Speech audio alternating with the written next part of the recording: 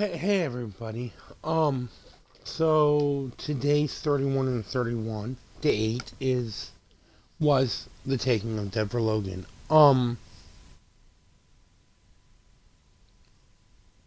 It was my favorite type of horror movie, a slow burn. All right. Um,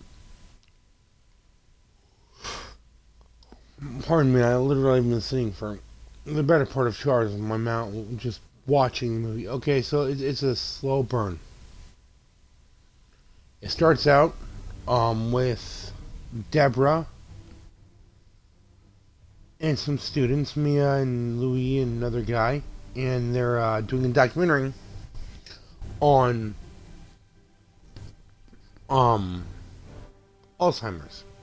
Deborah has Alzheimer's. Um,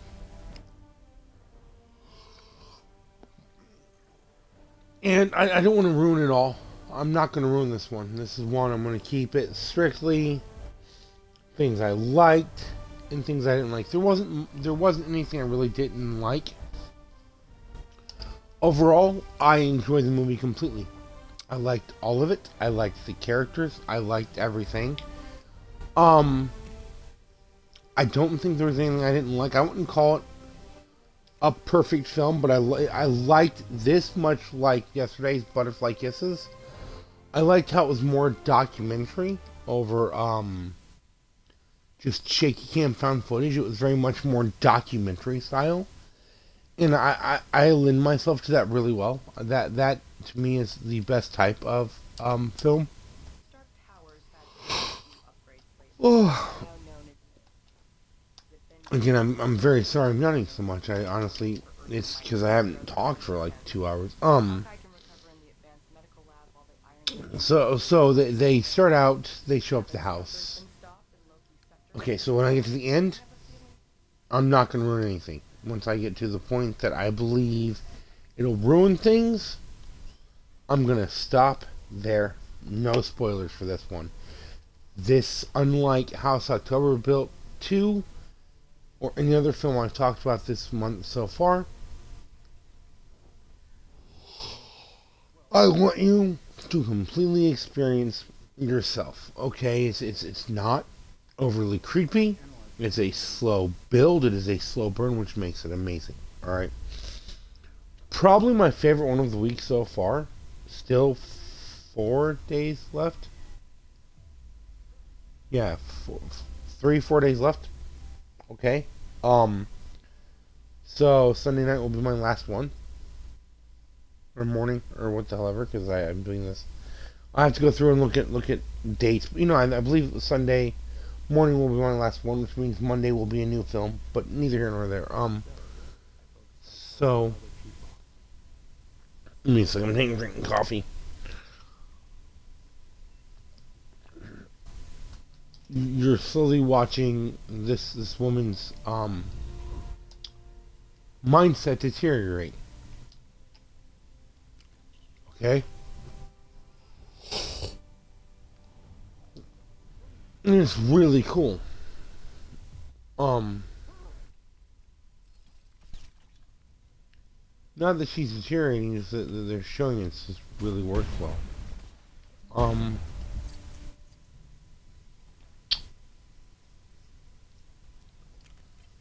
and for about a half hour of the film, it just does that. You just watch her deteriorating throughout the film. It's really nice. You really feel for the characters, and then you get to know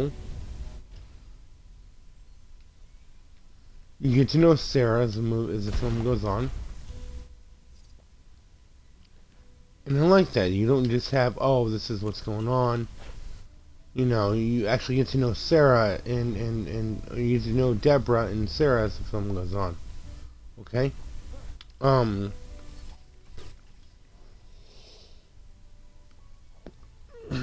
They talk about the death of Sarah's dad. Um. I don't know. It's kind of complicated, but they talk about the death of Sarah's dad and stuff, and what all happens with that. And then they go to like the past. They show some of their past where some stuff happened and it was sad, but it happened, you know. And you really get to know and care for Sarah and for Deborah and Sarah, you know. Um, there's a lot of good creepy scenes. Like there's a scene where she's gardening and she's about 20 feet away, and the next thing you know, boom, there she is. It works really neat. Um,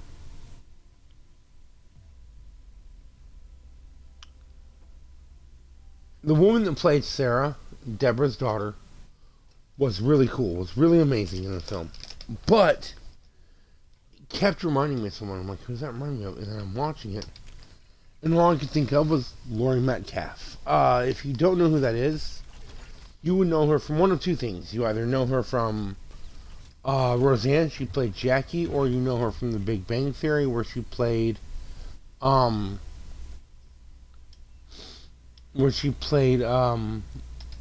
Sheldon's mother, and that worked really well. But I thought the actress playing did a very good job. I just felt that Laurie Metcalf kind of would have fit it more, but she still did an amazing job. And they use the degradation of one's mental well-being to build this film up, and I love it. It isn't just a bunch of crap. It isn't just a bunch of, oh hey, this is spooky, ooh. No, it actually builds the film up.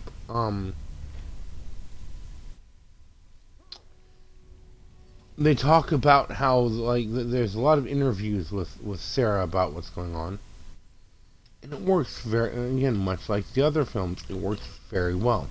The rest of the film. There's a scene where they show a Spinal Tap, and it is really uncomfortable. It actually made me go, it was to me, it was one of the scary things. My spine is precious to me because I like to walk and all that other shit. Anyways, so it was nice. They really did a good job using Deborah. Okay, Deborah used to be a switchboard officer. They established that in the film, and they do a really good job of using that to effect. And with that comes like she's pulling, like, okay, something that's really cool is Deborah keeps pulling off bits of her skin. I say it's cool. You don't actually see it happening, but maybe twice, right? You see them pulling skin off. Okay?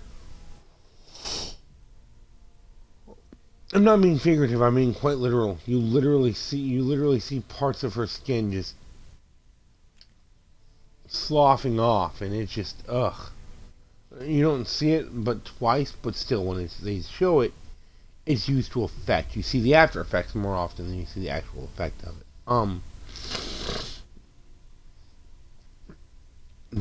This, much like Butterfly Kisses, uses sound as way to another way to add another layer of creepiness, and I, as per usual, love it. Sound is the most effective thing you can use in a horror film to make your film fucking creepy.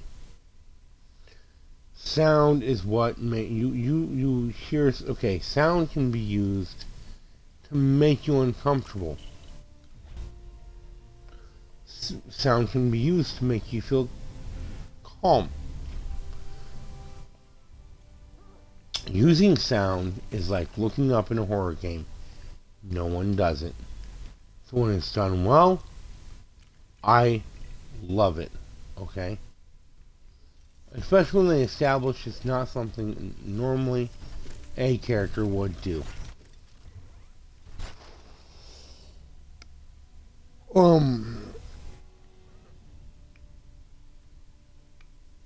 Okay, so then there's some stuff about a pediatrician. I'm not gonna tell you too much. Because I don't want to ruin the film.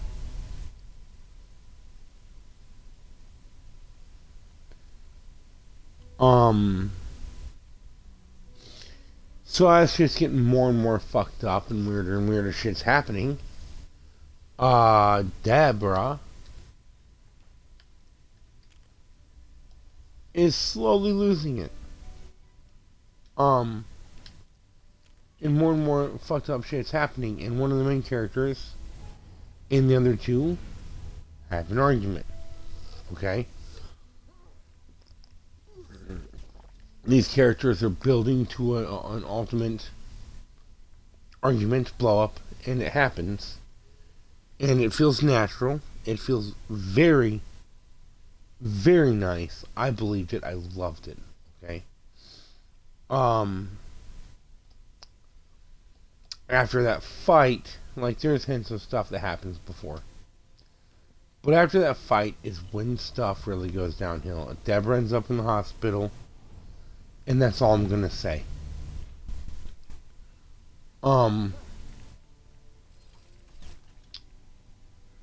There are scenes at the end that genuinely creep you out. The end of it is an amazing, 100% awesome setup.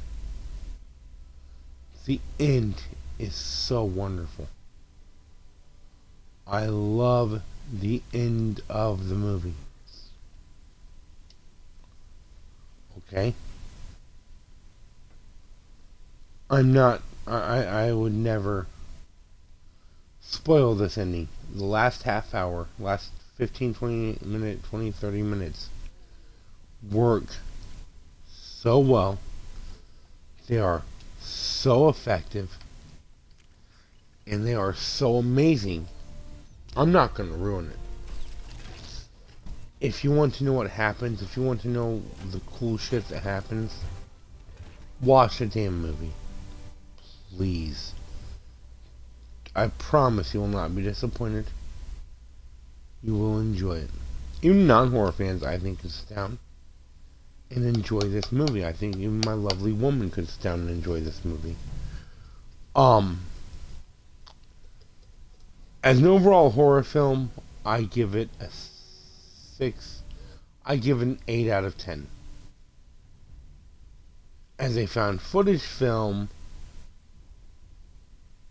I give it a 10 out of 10. Like the other ones, pretty much stuck to what I gave them for found footage and horror.